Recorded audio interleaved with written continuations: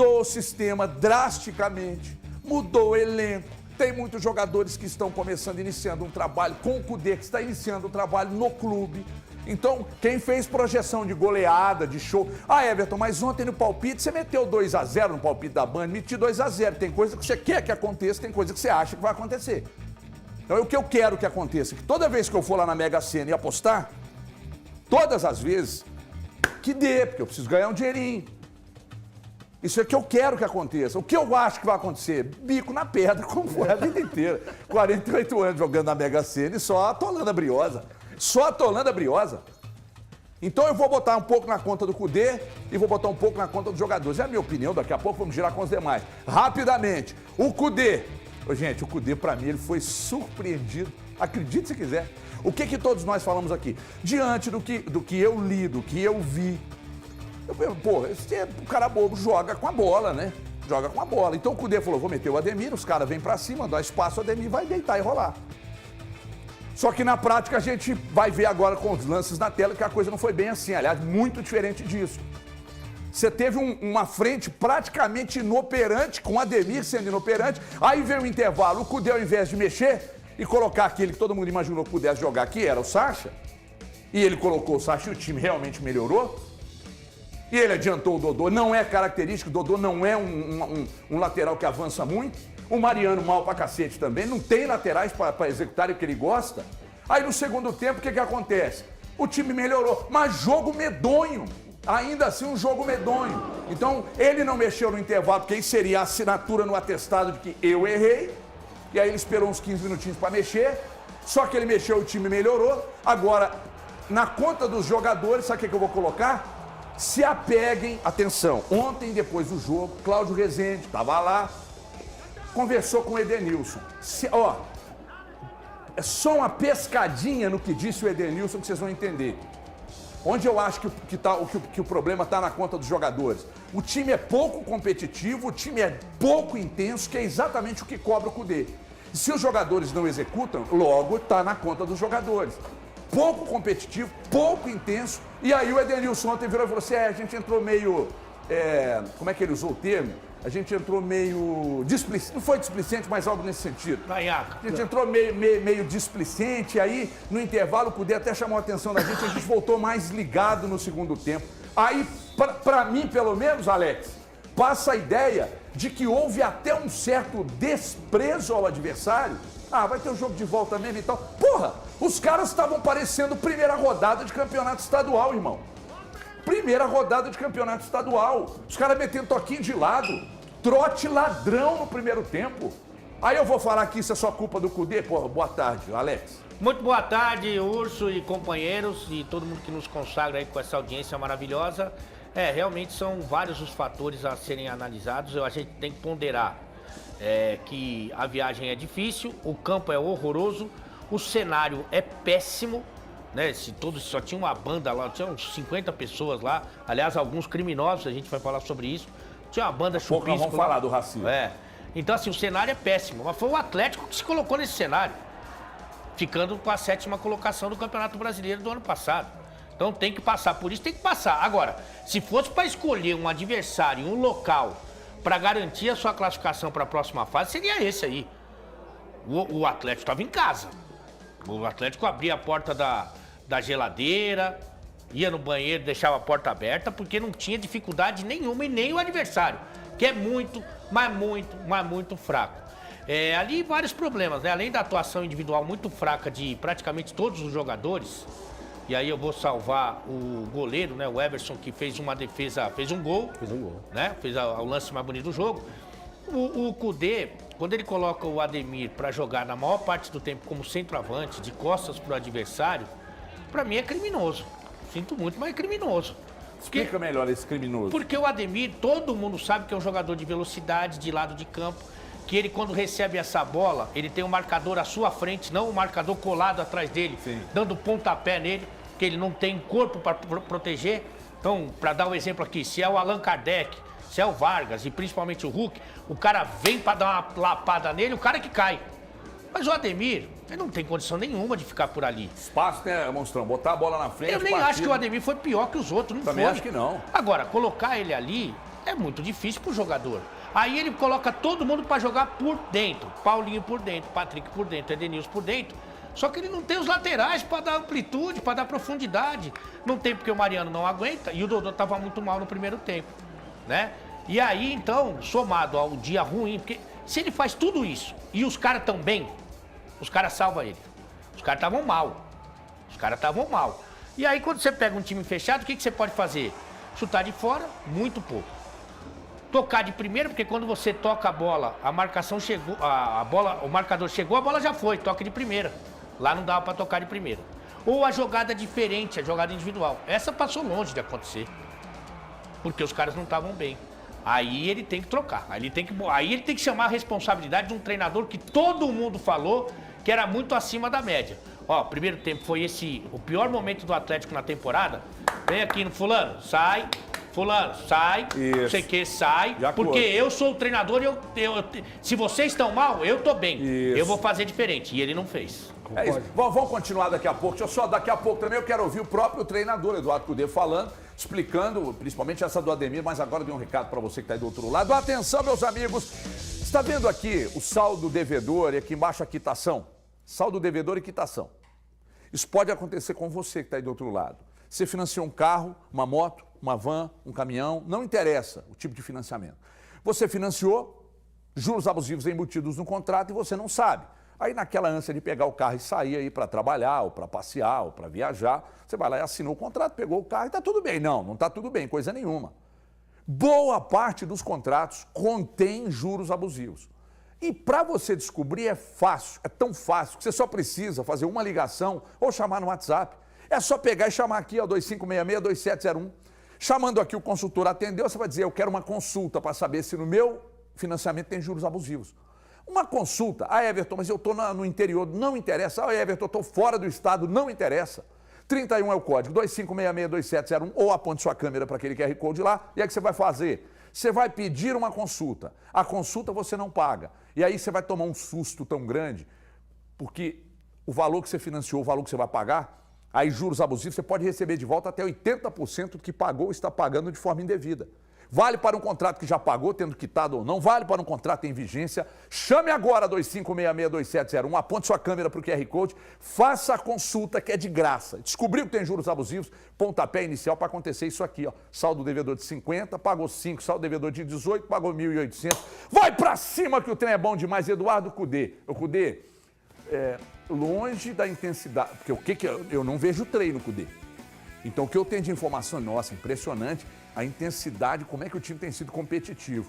Contra o Cruzeiro foi longe de ser competitivo, na sequência longe de ser competitivo, ontem longe de ser competitivo. O que está acontecendo? Explica aí.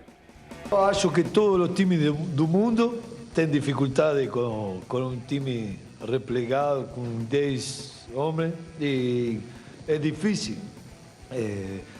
No quería iniciar con los dos delanteros que más tienen características, como Sasha y Paulinho, porque tenía solo dos. Entonces, ante cualquier cosa no teníamos cómo trocar para ir a buscar los resultados, ¿no? Pero siempre va a tener dificultades cuando un time pone 10 hombres por atrás a bola, mas eso siempre falo, y no es una excusa, ni mucho menos, siempre falo que sea la responsabilidad que tenemos, que siempre tenemos que ser protagonistas, mas a dificultades del campo, ¿a quién favorece? ¿A que quiere destruir o a que quiere construir? ¿Entiende? Thiago, problema seu. Quem fez projeção de goleada e show foi você. Então agora a câmera tá aí. Você falou de 7-0, 8-0, 9-0. Eu até acho que na volta o cara bobo tem caixa para tomar no mínimo uns 4 aqui, tá? Tem. Pelo menos uns 4. Agora, quem fez projeção ontem de show, goleada, foi você. Então a câmera tá aí pra Esse rapaz não aprendeu nada com o futebol, com a Copa do Mundo, Valu. Não. Ele não respeita o futebol. Impressionante. É impressionante, rapaz. Que homem feio. Mas ele não tá bem, Deus, viu? não tá, não. É que você me deu a palavra e indelicadamente o Alê entrou à frente para tentar falar. Mas, o HG, falando sobre o jogo de ontem, o problema não é meu, o problema é do Cudê. O problema é da torcida. Ah, é transferência de responsabilidade, é isso? A responsabilidade é dele, obviamente. Eu não treinei esse time. Mas é a responsabilidade da projeção de goleada e show. O trabalho de ontem. Foi ele quem fez o trabalho horroroso de ontem. Aliás, péssimo. O que o Atlético apresentou ontem diante do Carabobo. Eu esperava mais desse time pela qualidade do elenco, pela qualidade do Atlético, principalmente no jogo contra o Democrata de Sete Lagoas. Mas ontem tem algumas explicações para que o Atlético não tenha conseguido render. Uma delas, a demora do Cudê em mexer. Eu acho que ele demora bastante em fazer alterações. Uma das alterações que ele faz e que para mim foi acertada, que são as entradas do Igor Gomes e do Johan, elas acontecem a 81 minutos de jogo, ou seja, a 36 minutos do segundo tempo. Então ele poderia ter mexido antes. O Atlético teve dificuldades, obviamente, com o gramado. Eu acho que isso é importante frisar, porque isso faz diferença. E quando é do futebol mineiro, quando é do estadual, eu bato muito nessa tecla. É importante bater nessa tecla também na Libertadores. A gente não pode, gente. É inadmissível que o maior campeonato do futebol sul-americano tenha um gramado ridículo igual de ontem. Tem um pasto horroroso igual de ontem. Isso não ajuda em nada o nosso futebol. Pelo contrário, é péssimo, é ridículo, é vexatório. E aí, referente ao Atlético, é importante a gente frisar que esse time precisa jogar mais, HG. E precisa jogar mais porque tem peças para isso. E aí, algumas peças precisam render mais. Talvez a forma como o Cudê escala essas peças acabe atrapalhando um pouco. A gente estava conversando aqui na resenha pré-programa, o Atlético poderia ter usado alguns nomes que jogam ali como meio-campistas ou até como atacantes pelos lados do campo. Quando se enfrenta um time que só defende, que é o que o Carabobo sabe fazer, aliás, tenta fazer, que é só defender, o ideal é que jogue pelos lados. E o Atlético não tinha isso. O Atlético não abria o jogo pelas pontas, pelo contrário. Mas não joga com enfiar ponta, o jogo o tempo mas inteiro aí pelo meio. você falando aí a respeito do abrir as pontas, você entra com laterais como Mariano e Dodô logo nesse primeiro tempo, já prendendo lá na frente Paulinho e Ademir, no meio de 5 jogadores que marcavam a equipe do Atlético. Você não vai ter essa saída. Então, o que eu não tenho entendido na questão do Atlético é o porquê que o Dodô fazendo... Eu tô pegando o Dodô especificamente porque nesse primeiro momento precisava de profundidades. E também espero muita coisa dele, já que ele falou que queria ter oportunidades dentro do Atlético e agora ele está tendo. Ele está vindo de uma sequência de 5 jogos seguidos que ele não jogou bem em nenhum desses jogos, não foi substituído em nenhuma das oportunidades, tendo o Rubens que joga na função e faz essa profundidade muito melhor e que entrega a intensidade de forma muito maior do que a do Dodô e ainda não teve essas oportunidades. Uma outra coisa que me chamou a atenção nas declarações pós-jogo também veio do Edenilson, também para a Rádio Tatiaia, lá para o Cláudio. O Edenilson falou que o jogo, quando o estádio está muito vazio, parece que não vale nada.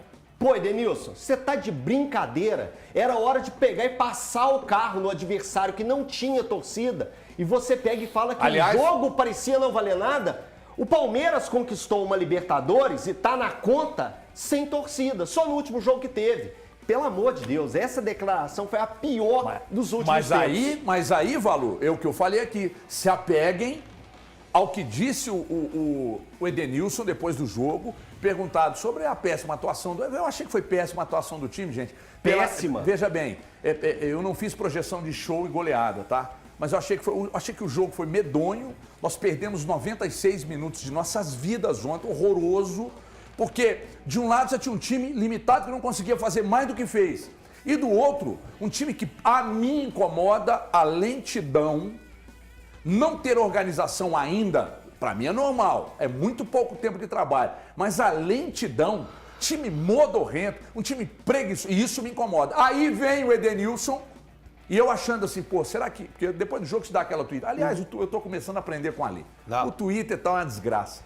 Eu acordei de manhã, hoje fui ver Twitter, é só negócio de morte, não sei o quê, e tal, e porrada, e que o Endrick é o novo Neguebinha, e não sei o quê, que o Atlético vai ser rebaixado, fora Cudê, Ronaldo Gordão, não sei o quê, na traição. Eu não tô aguentando, mas enfim. Aí, o que acontece? Eu vou lá depois do jogo, vou lá, pá, dou uma tweetadinha, digo, será que eu tô sendo injusto? Aí o Edenilson vem, depois da minha tweetada, cara, e fala sobre displicência e tal. Isso aí diz muito mais sobre os jogadores do que propriamente sobre o Cudê. Que o Cudê errou, pra mim ele errou. Ah, mas é pretensão dizer que ele errou? Não, pra mim ele errou, tenho o direito de achar que ele errou.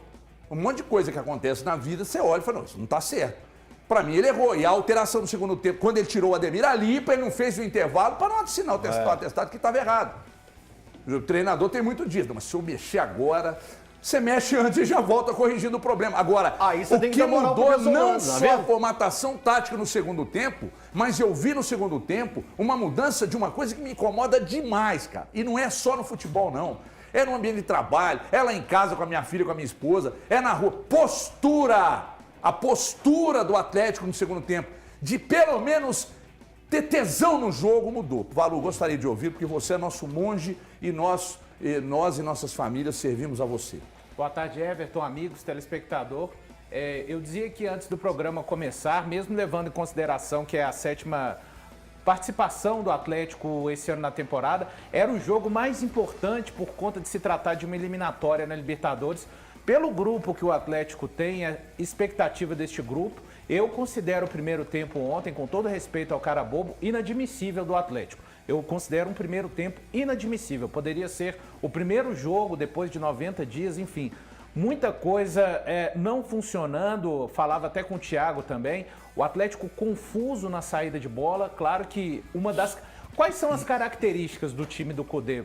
Times que têm boa saída de bola, que tem muita intensidade e que chegam com toques rápidos no ataque. Claro que esse time não vai estar pronto na 7ª partida, mas eu repito, aquele nível apresentado no primeiro tempo, eu não considero aceitável quando eu olho o elenco do Atlético. E aí, com relação às peças, viu, não adianta você ter qualquer sistema e essas peças não se movimentarem. Por que no segundo tempo melhorou um pouco, na minha opinião, principalmente com a entrada do Johan e do Igor Gomes? Porque eles se movimentaram mais. Até ninguém é obrigado a concordar com ele. Ele deu a sua justificativa para o Ademir. Só fazer uma ressalva, não estou falando que o Ademir fez um grande jogo, mas no primeiro tempo o Ademir coloca o Patrick em condições dentro da área de fazer o gol e depois o Pedrinho. Nem acho que seja um dos piores problemas. Agora, se você, conversava também com o Alê, não tem laterais que são velozes ou que apoiam muito. O Cudê no Internacional ele tinha um Rodinei pelo lado direito e o Wendel do lado esquerdo, que pode ter seus problemas, mas é um lateral que ataca. E a turma que joga no miolo, Edenilson, Patrick e Pedrinho, não se movimentarem, não se juntarem para tentar furar o bloqueio do adversário, vai ficar muito difícil. O cara bobo não é das suas melhores defesas. Um Atlético com muitos problemas na noite de ontem. Ô Ale, ontem com 6, 8, 10 minutos, mais ou menos, eu acho que a bola passou demais no Bruno Fux. Demais no Bruno Fux. Aí, o cara quer incorporar o Baresi, né? Aí a bola toda hora estava nele.